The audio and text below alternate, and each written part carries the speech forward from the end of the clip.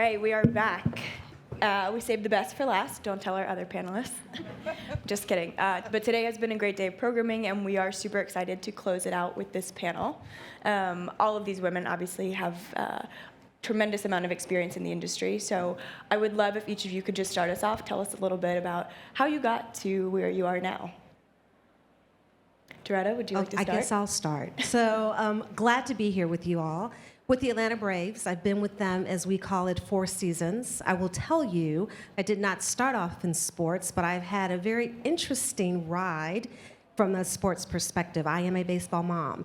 My sons, I can't call them boys anymore, they're 23, 21, and 20. They played baseball. And at one point in time during my career, I started in human resources. So I started my career in dealing with and understanding people in organizations. And so as I kind of gone through my journey, part of my journey and one of the stops is at Turner Broadcasting.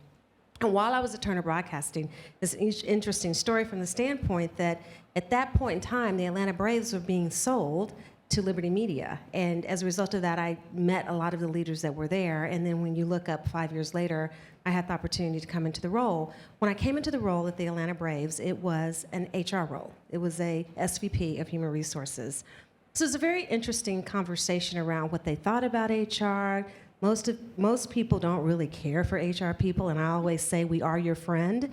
And so as I started going through this journey with them, one of the things I realized I really needed to do was not only sell the importance of people, but have them truly understand that it's about players both on the field and off. And so as we started having these conversations in 2019, we went into the pandemic in 2020, and it became very relevant to all of our leaders in the organization that was critical for us to really understand our people on and off the field.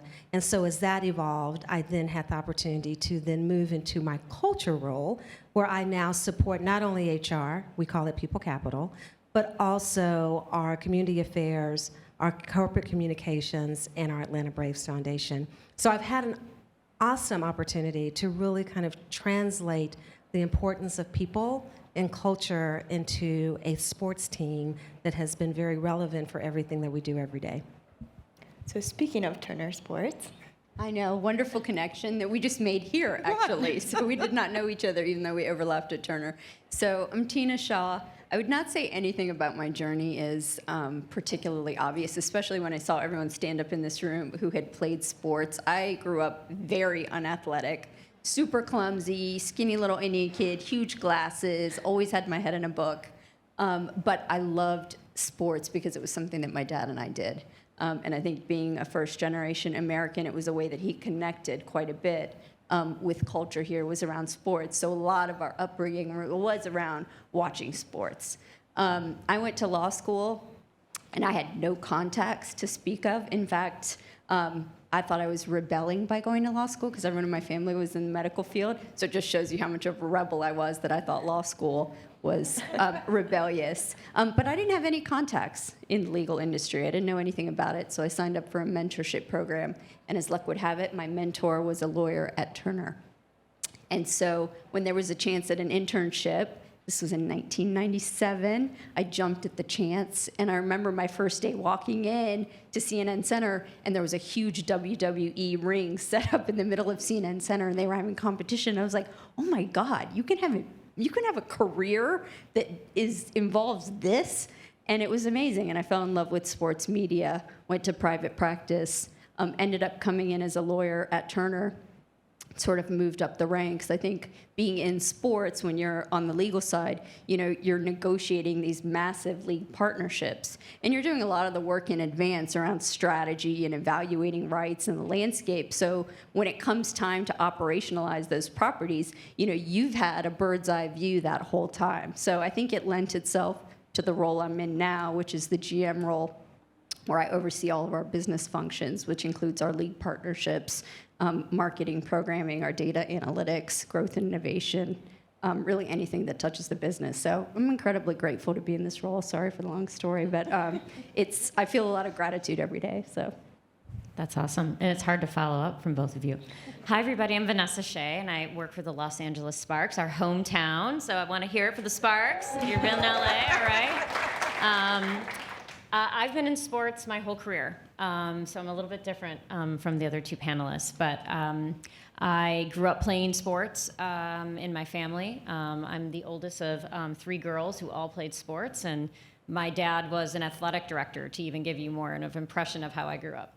And went to a big Big Ten school. I went to Michigan State, which is also a very big basketball program, big collegiate program. So just really lived and breathed sports my whole, as a young adult.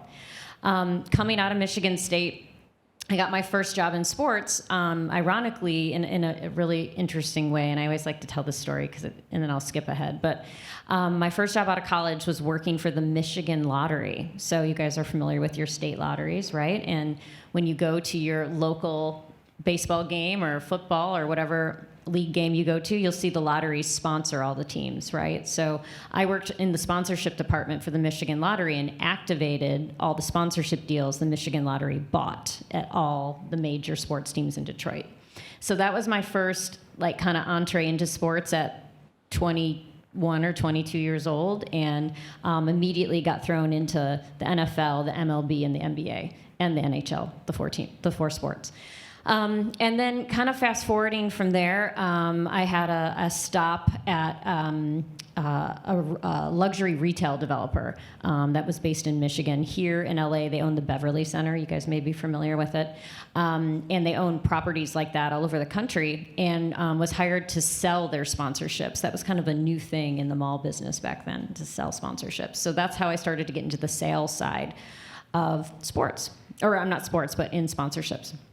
And then, just kind of fast forwarding, my next stop was a long stop, and that's where majority of my career was spent, was with AEG, that's just based 2 blocks from here.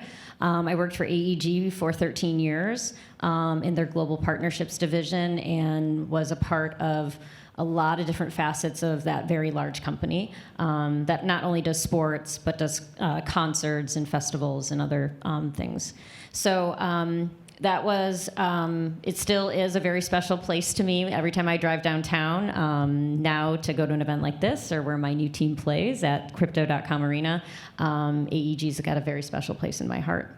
And then quickly from there, most recently, I was hired as the Chief Revenue Officer of the NWSL franchise expansion in San Diego. It's called San Diego Wave, for those of you who may know NWSL, for sister team of Angel City here in Los Angeles. And that was an incredible experience to build a franchise from the ground up. And it was an invaluable experience to where I am today, when I was asked to come and be the president of the Los Angeles Sparks. So I've been with the Sparks for 5 weeks. It's been an amazing experience so far. I have a very good team in place, and we're growing, and we're evolving, and we're innovating. And I really invite you all, for those of you who live in LA, to come out to a Sparks game. We're in season right now. And I also invite you to see the great changes that we're going to make in the franchise in the coming year. So that's me. I feel like we've got a little bit of every aspect of the sports industry up here right now. But speaking of change, DeRetta, I want to kind of kick it off with you. I imagine you've seen your role and the needs of your players, but also the organization change tremendously over the last 2 or 3 years. What has been sort of the biggest takeaway there, and how have you kind of focused on adapting to meet those needs as they've developed? That's a great question. I think as we all kind of faced being in the pandemic and what that looked like, although I can't say that we had, with baseball, the corner of the market of it being very difficult for us, but if you all recall, the moment that the world kind of shut down was March 15th. We had an opening day that was supposed to be April 7th, and so on a dime, we had to shut down the baseball facility, shut down the offices, and we were not in a position where we said, oh, we do work from home. And it really made us have to think about, how do we treat our staff, get through this, because all of us were faced with, what does this look like? And we couldn't play baseball. And if you think about it, at the time that this happened, NFL they had done their season, so they were kind of in a position where they could kind of rest, so to speak, and basketball had not started. And so we were in the throes of what that looked like in terms of having to shut down an entire team. And so as we went through that process and had to think about people and the impact of our game day staff, and the impact of individuals that couldn't come to work, and the impact of what this was for health and mindfulness and wellness, it really made us stand up on our heels on how do we need to treat people. And I think that that's when it became very critical around the fact that we're not just a baseball team.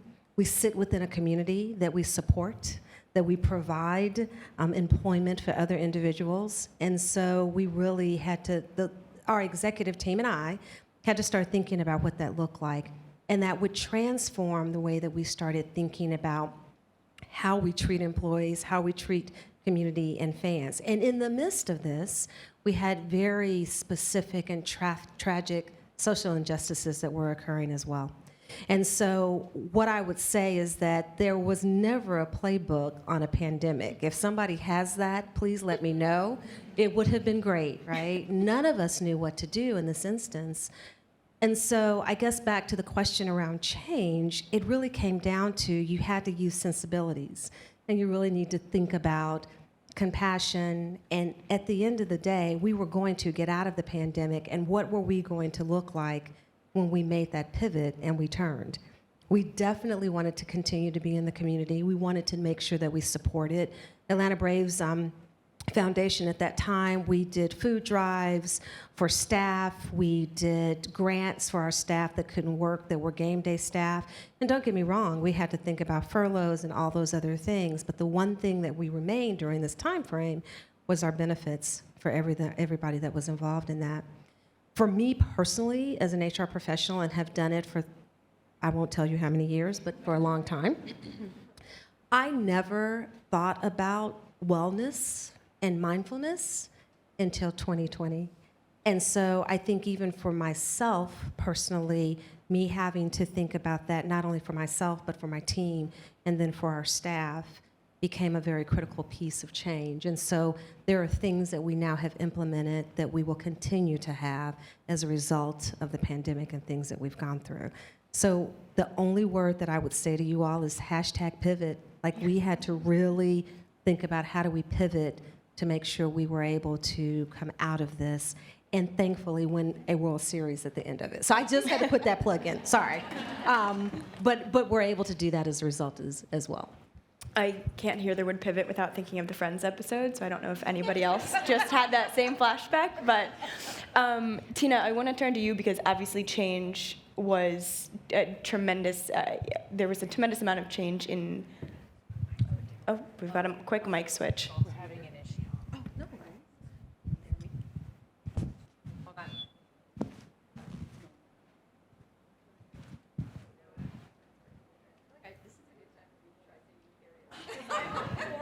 I think she flipped it on. Sound good. I just think, okay, well, I was going to say, while we're figuring out the audio stuff, we try to project a little bit more because live events, obviously, is much of the business you are in, tremendously impacted by everything over the last couple of years. But beyond the pandemic, just the changing consumer habits and the way people are thinking about streaming and different productions, how have you kind of thought about change in your role?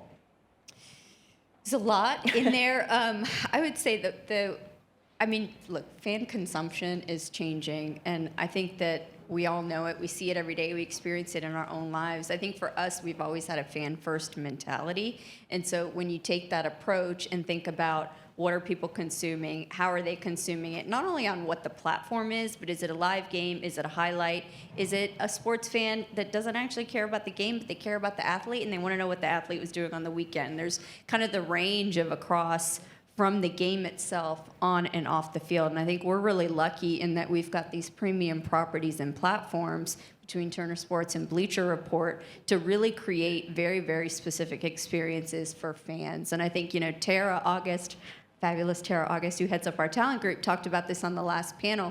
But I think one of the things that we've also really focused on intertwined with the business is DEI. So as we think about the makeup and the look of fans and the diversity of that fan, not only race, gender, but also the way in which they're consuming, really taking steps to light up pathways internally so that we've got different voices creating content and creating those experiences for fans. So certainly, I mean, the pandemic accelerated a lot of it because you had to be really creative. All of a sudden, live games stop, and you've got a sports organization. But then we also have Bleacher Report that's focused 24/7 on sports and sports culture. And so you're dealing with no sports, sports in a bubble, sports remotely. You know, there was no shortage of challenges. And I think it really you just saw the creativity of the organization. Like, I just feel so proud with how we did things, you know? To have announcers calling games in their basements and pull that off successfully was no easy feat. So I think to me, the challenge is what's exciting. Like, if you love sports and you love sports media, man, what an amazing time to be in it, because there's no shortage of challenges and whiteboards that you have to see with to figure out how to create experiences that resonate with fans and are authentic. So how do you get the people who work under you and the team that works around you on board with all of this, right? What is your focus when you're thinking about your team and kind of making sure that everybody is on the same page as you guys move forward? Look, I think we're lucky. I mean, I think you'll see a lot of people in our organization who've been there for a very long time, and I think it's a testament to the culture.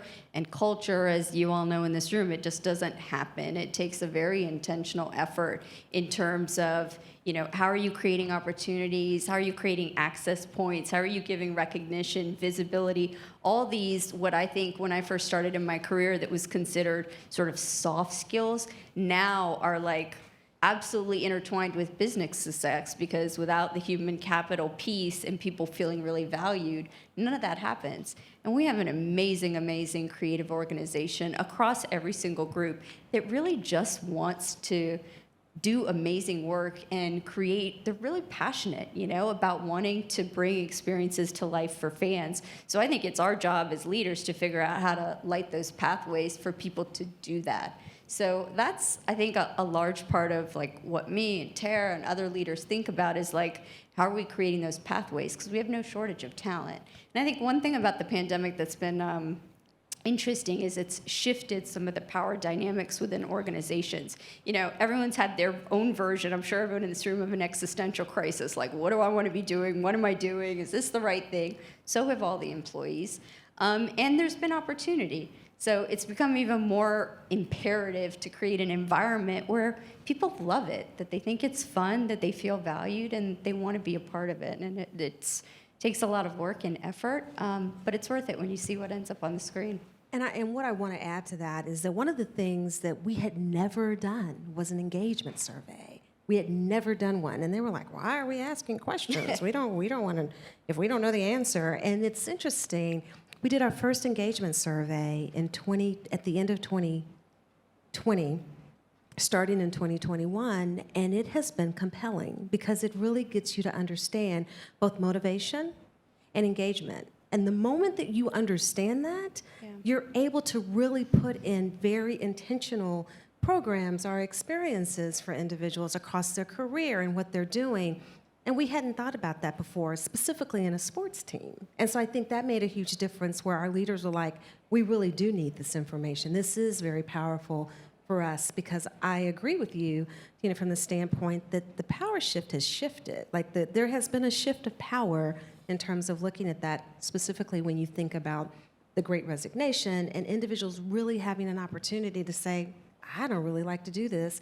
I don't want to work 81 games. I want to figure something else out. And us being able to help them do that and be a part of that solution, I think makes a big difference because we started asking the questions.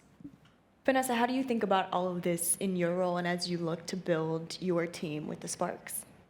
Well, to answer the question about the pandemic, I think myself and I think a majority of others really took for granted live sports. I mean, that's what we're talking about today, right? So, I mean, we took for granted many things, right? But I think the fans who, would be offered tickets, no, I'll go another time, really realized how sports is a part of their lives, their families' lives, us as individuals that work for teams.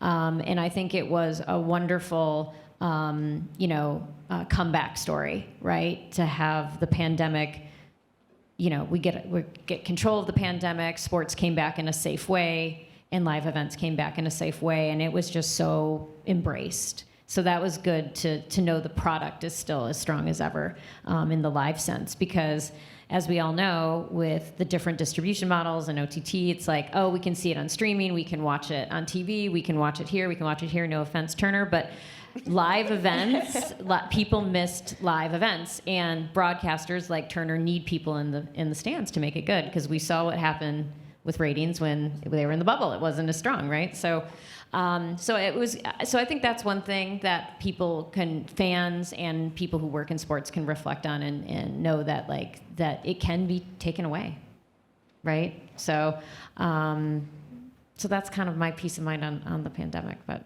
what else was the question? I know, I forgot the question. I think I got us sidetracked, just yammering away. Question was, how are you thinking about sort of culture and people and building your team now as president of the Sparks? Yeah, the Sparks is a 26-year-old franchise in Los Angeles. It's one of the 3 original WNBA teams. So it has a rich history in Los Angeles. In fact, the 25th anniversary campaign was rooted in LA, and it really is rooted in LA. They actually started playing at the Forum where the Lakers played before Staples Center was Staples Center. Now Crypto.com Arena was built. So there is so much rich history with the Sparks that I really want to drive my team and our marketing team and our PR teams to bring that back to life and really celebrate the fact that now women's sports is on fire, right? I'm sure it was talked about today in other forums, but women's sports is at the top of the list in so many ways for broadcasters, sponsors, fans, et cetera. Here in Los Angeles, we talked about soccer for a minute. Angel City is just killing it. They're doing a great job. And other women's sports teams across the country are getting a lot more attention, and the broadcast numbers are up, et cetera. So, I really want to reinvigorate my staff in a way that can drive our business back to the top, right? And so that's, in terms of people and culture, it's really, at the Sparks, it's really going to be tied to how are we going to innovate the business. I'm curious, you obviously mentioned Angel City, and before this you were with the other California expansion franchise in San Diego. What sort of were your takeaways from that time with the NWSL? Obviously it was pre-playing, so you were kind of in all the lead up to the actual debut of the franchise, and what have you taken into this role with the WNBA? Yeah, I mean, even to back up a step further, AEG had the Soul, the LA Soul, that played with the Galaxy, which was part of the one of the women's professional soccer leagues with the WPS 12 or 13 years ago, and I was part of that too. And then kind of coming back to what was the reinvigorated NWSL, which is actually a 10-year-old league, but hasn't really got the momentum until recently. Getting the broadcast, the expansion, getting owners that own other professional sports teams in America to invest, which has really gotten a lot of attention in the investment world. So the value of those teams are higher than ever, which is really what I saw with the growth, right? More attention, more in resources being put into these teams, not only in California, but across the NWSL. And, I think the one thing that I took away from, building that franchise was how powerful women's sports is in comparison to 10 years ago.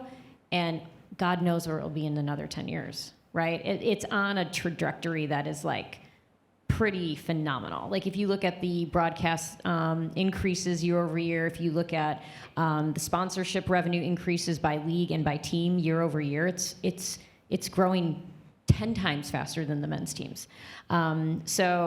I'm super excited to come back maybe here in 10 years and put a bookmark and say, where are we now? Well, maybe in 10 years we won't need a WX3 Yeah. event, and it will just all be a sports event. That's There'll be right. equal representation. That's right. I don't Exactly. know. Maybe. Girl can dream. We can hope. Tina, I was going to ask, how do you think about that sort of momentum that Vanessa just touched on in women's sports in your role? Yeah, I mean, I think it's more opportunity. You know, like I said, fans are more interested in the content. So we have a line of business called Highlight Her that's under a Bleacher Report brand, a social first brand that really is just highlighting female athletes and empowerment of women. And it's been an incredibly fast-growing brand for us. We've also been looking at using our platforms, again, to elevate female voices both in front and behind the camera. So we just did a documentary around March Madness with the wonderful Candace Parker, who produced it, and it was great. And also things like we have a franchise called The Arena, which just talks about sort of current events in sports and having specific episodes, again, dedicated to highlighting female stories. So I think there's a lot organizationally, but we even see it even in our coverage of men's sports. So I know we're talking specifically about women's sports, but even integrating into men's sports, things that will be appealing for female fans, because I think there are two different things, which is women's sports and then female fans. There's obviously an intersection between the two, but also a separation between the two. And so how do we make sure we're meeting and using our platforms for each of those? So it's an exciting time, I think. You know, you've got a lot of female athletes with greater notoriety than I've ever seen kind of in the time I've been in the industry. So I definitely agree with you that it's continuing to grow. So we're trying to use our platforms to spotlight those. It is really interesting. I think there's a pretty common misconception that the fans of women's sports are all women. Yeah. And they're not. Where we see, if you actually look at the data, it's pretty 50-50, which is reflective of the fans of men's sports. You know, and that there's a very large just demographic of women who are sports fans, more generally. Yeah, if you come to a Sparks game, I mean, we in fact had one yesterday, and speaking of Candace Parker, we play Candace. She's returning to LA tomorrow night, so invite you all to come with our Pride Night. But it's just incredible when you look around the diversity of not only men and women, but different diversity metrics. In our, it's incredible in women's sports how diverse it is. It's something to be really proud of. And obviously women's sports have, leagues like the WNBA in particular have kind of made it a very public part of their mission and their motive. But I want to kind of pivot back to the voices that you all have in the organizations that you represent up here. You know, obviously it's one thing to have a seat at the table, it's another to be heard at that table. What sort of, was there a moment in your career where you felt like you knew that you were heard or you were ready to be heard in a way that you hadn't before? You know, I've had a couple of watershed moments that were very compelling for me from the standpoint that when you talk about voice, when I worked for another organization, not to be named, I was in a room and I was the only female leader in that room. And the men around the room were stating, well, you know, we had this acquisition that we were doing and everyone needed to stay. And one of them said to me, well, DeRetta, you don't have children, so you can stay, right? And I did. I had an infant and a 2-year-old, and I wasn't brave enough to say, I have children. And so I let it go. And I think when I walked out of that situation and I said I made a decision that was not good for me nor my family because I made the decision to hide something about myself. So after I did that, I got pissed at me, not them, and decided I have to do this differently. Not only do I have to do this differently, I have to do it differently for people that are either working for me or that need support. And so now, moving forward, it's interesting. I don't know what I was afraid of, but if I am afraid to say something, I say it anyway, because at least I left nothing at the table. I didn't leave myself. I didn't leave parts of me. I am saying what needs to be said. And I think all of us at this, and even anyone that's out in the audience and all of us that are on this panel, we have huge opportunities that when something comes up, we need to say it. And although we don't know what the response is going to be, and oftentimes you can't control the response, but I can control what it means to me when I have said something. And so that's one of the things I think that's happened for me personally. But it was one of those situations where I cannot believe I just diminished my children, my lifestyle, what was going on, and how many others have felt the same way in that very room at the time that I did that. And so for me, it became kind of a crusade for when I talk about individuals using their voice, because you need to use it regardless. Trust me, I pissed many people off. But at the end of the day, if I haven't pissed somebody off, I haven't done my job, because it is important to have a dissenting view so that when you have that in the room, it gives you diversity and inclusiveness that we all need to make sure we're participating in. I think my answer depends on what period of time we're talking about. I think earlier in my career, it was something I candidly struggled with. I mean, I was typically the only one of female minority in a room. I also just naturally have a slightly more understated style than most of my counterparts who were very loud, bombastic men. And earlier in my career, that intimidated me, if I'm being honest, and it made me, retreat in the work and really just do a great job at the work, but not focus as much on my voice. And as my career has progressed, and obviously I've gotten more comfortable if you ask my boss, but as it's progressed, finding voice has been an important part. But for me, it's also been, voice to me means responsibility. And so whether it's in the room or outside of the room, some people are comfortable in the room, some people aren't. And so ultimately, it's what are you doing to effectuate change? And for me, a lot of times earlier in my career, it was easier to effectuate change one-on-one outside of the room versus in the room. As I've gotten older, it's been more comfortable in the room. So it's been kind of an evolving process. But now I pay attention a lot more.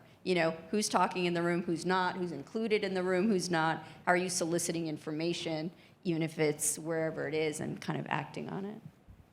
Yeah, I think for me, a reflective moment as in a work-life balance way, kind of just pivoting for a second. For me I'm a parent of young kids, and my husband works, so we're both working. We have kids, we have responsibilities, to the community, to our kids, to everything they do. And for me to take some of the roles I have in the last several years, I really had to have an agreement with myself to give myself grace, right? So there's something I kind of live by, and I think it's been quoted by others too, but it's kind of like, when I'm at work, I'm probably failing somewhere at home. And when I'm at home, I'm failing somewhere at work. And you really can't have both. And I think as a young adult, as a young person in this industry, it was kind of sold to me that you can do it all. And I learned in my own way, and I guess this is for everybody's own interpretation, but you can't do it all. You can't. And if you give yourself grace and you have kind of that open relationship with your staff, that they know that you have to be a good mom to be a good boss, and to be a good boss, I have to be a good mom and wife and all the other things that go with that, right? So that was something that took me some time to get to, especially when I came to AEG. I was the first woman corporate salesperson that was hired in the group. There was about 37 guys and me. And, I never could have had, and I didn't have kids at the time, but I never would have had the maturity to have to give myself, as I'm saying, give myself grace, so. Each of you has mentioned being the first at least one point at something in your career. How did you view that responsibility at the time versus how do you view that now? Or did you even think about the responsibility of it in the moment? For me, it was survival. Same. Right, it really was. Yeah. It was survival. Yeah. And, obviously it's a different time now. But. Yeah, especially you. I mean, no matter what stage you're in, it can be intimidating. You walk into a room, there's 20 people, and everyone is a white male. We would be negotiating these huge billion-dollar partnerships with leagues, and it's an instant reaction you have, a visceral reaction when you see that, because it immediately makes you feel like you're on an island.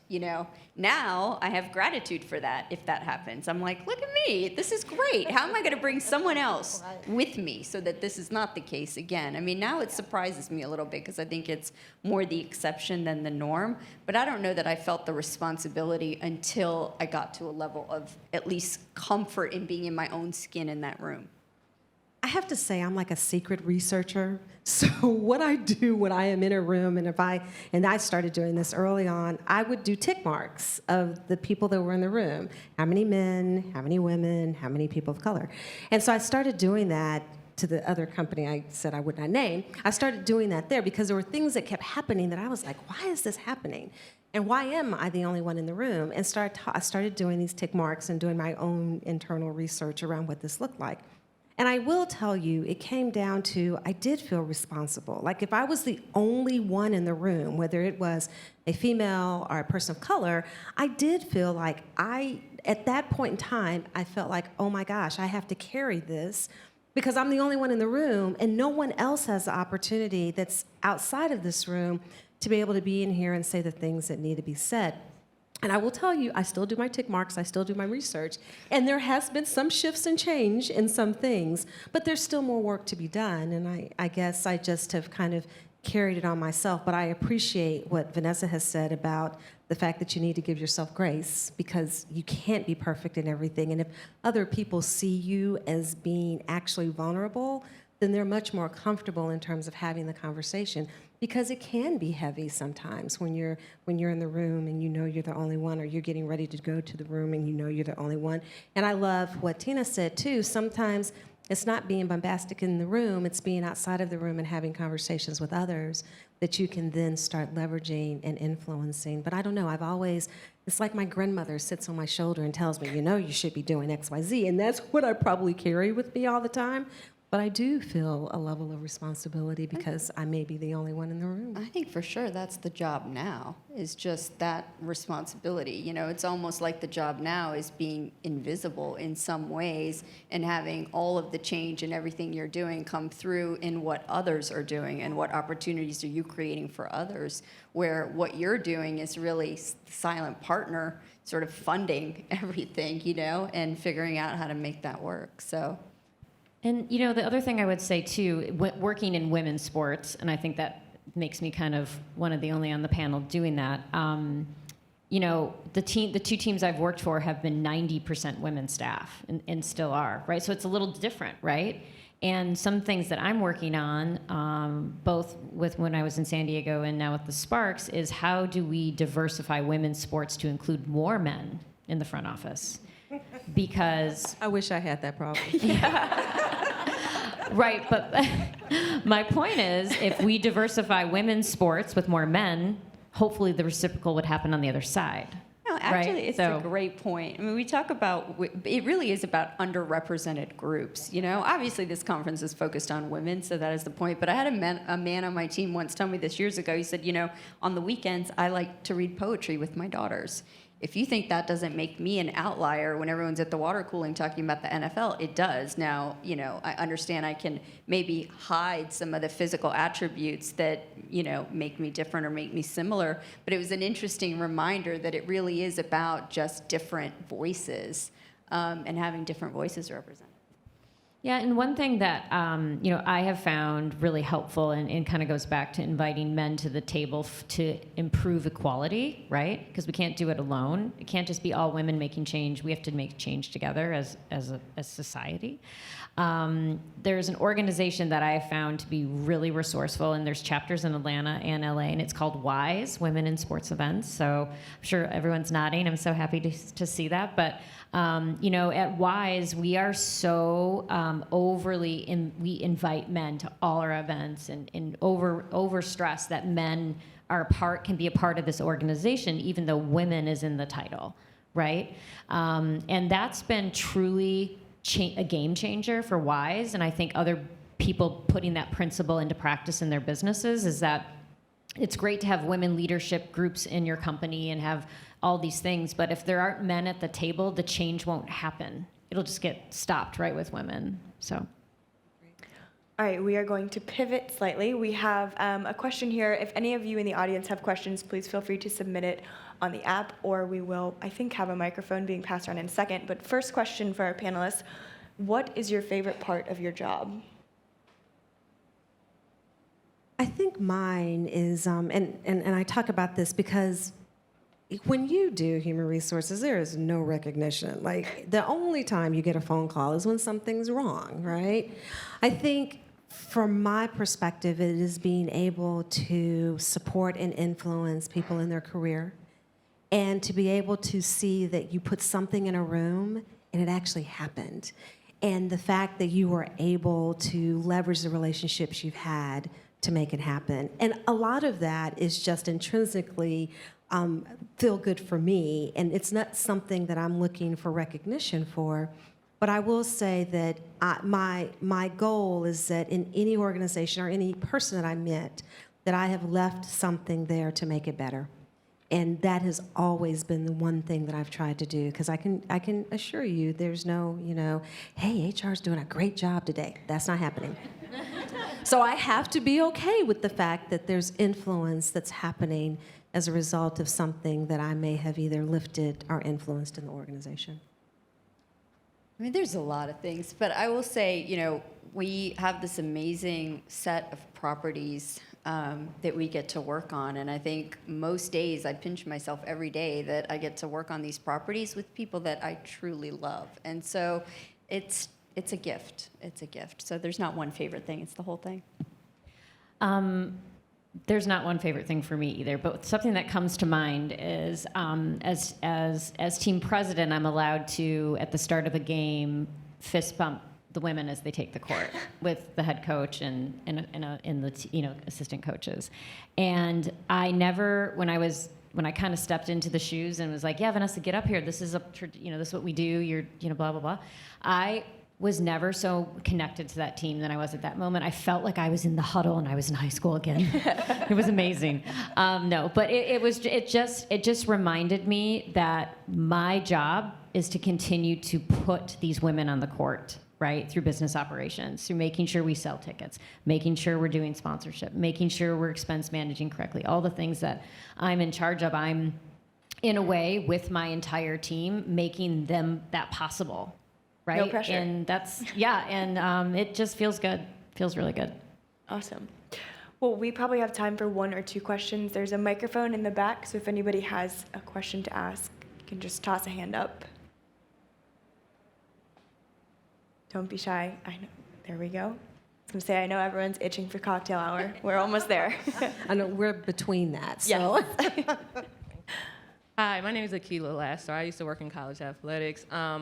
I'm curious to know what you all are doing to develop the new wave of leadership taking over these administrative and executive roles, and how it's changing from the old adages of leadership and what was a successful leader or what a leader was supposed to be and look like, because I think a lot of people have had horrible leadership. I myself have moved around the country a lot, and so I can tell you about a lot of different leaders. I'm like, how did this person get to this role? And now everybody else's life is miserable, but I think it's on us to also challenge old ways of thinking about what makes a good leader and open up space for new opportunities. So I'm curious to know what you all are doing to make that happen. I can start. I mean, I think it's a lot around access, visibility, and empowerment. It all starts to me with access. So how are you reaching into the organization and creating points of access for people that haven't had them, giving them leadership opportunities, even if you have to create them? I mean, I think sometimes we focus on, well, there's not a job, so I can't, this person's great, but I can't give them this opportunity because there's not a job. Well, we're in positions where we can create roles, right? What is the white space that this person can be a part of? So that's definitely one. Visibility is one. So I think really being intentional about elevating the profile of the talent that we have in the organization is one. And then, empowerment. Like, how are we actually empowering people to feel comfortable bringing forth ideas? When we did our hockey deal this year, which was our first year doing NHL, we had a very concerted effort that, we had a tight time frame to bring that property to life, but we did not want to have the same look and feel that it had in the past. We wanted our own take on it. So whether it was hiring or creating opportunities for people, it was things like remembering that someone had said that they were a hockey fan and it was someone talented in the organization. Okay, reach out to them and say, hey, this isn't your job, but do you want to work on it? Just being very intentional about those kinds of things. And elevating those voices. I mean, we're really lucky that we have a president who believes that diversity is an imperative and not wanting his leadership team to look the same. So for his 10 direct reports, 5 of us are women and 3 are minorities, which I think in the sports industry is unusual. But again, it's intentional. And so for us, it's like, okay, at every level, having that same level of intentionality. We've done something that's very interesting, and it's been programmatic more so than anything else. So we have created 2 different fellows. One of them is the Bill Lucas Fellow. So the Bill Lucas Fellow, if anyone knows the history of the Atlanta Braves, Bill Lucas was the first black GM that was in baseball and at the Atlanta Braves. We've created a fellow where we bring in specifically people of color, typically highlighting individuals from HBCUs, to come in and go into the baseball ops organization. And they work there for about 18 to 24 months, and then the goal is for them to be able to go into a new role. That particular fellow has been in place for about 5 years. We started our first inaugural fellow for Hank Aaron, and we have 2 fellows that are sitting in that position. And again, this is looking specifically at people of color that are coming from HBCUs to go into a position for 18 to 24 months to learn the business side and hopefully giving them access to understanding what that is. And it's in conjunction with some other programs that are also happening at the MLB level, because we know that there's a lot of underrepresentation that we have, and we have to figure out how do you feed it and how do you make sure that you have a feeder pool to get people interested, first of all, and then have them come in and learn about the business. So those are 2 programs, and we're looking at doing one specifically for women as well. The other part that we're doing that is very specific around leaders is that we've implemented leadership development for our leaders that are coming into the organization and for mid-level managers, and then we also have one for our senior leaders. So we have put a curriculum together for our leaders to learn about various different things that would be considered soft skills, emotional intelligence. How do you actually give feedback? What are the things that you need to really learn to do to be a leader if you're going into a leadership role for the first time, or if you need refresher courses? And that's something that we started implementing in 2019 so that we could be very, and I love the word that Tina used, intentional around having programmatic ways of doing things, and then also have learnings that we can help our leaders become better leaders. I think it's often so overlooked how much of a learned skill leadership and management are. These are not things that always come naturally to everyone, and there are very specific aspects of managing other people that need to be taught and need to be intentionally taught. Well, I think we're at a space right now where generationally, people have choices. You know, they've always had choices, but this isn't like, I talked to my dad about this because he's constantly like, you talked about that in the workplace? You had a forum to talk about, for us, you had a forum to talk about being Asian American and violence against Asian Americans. You talked about social justice.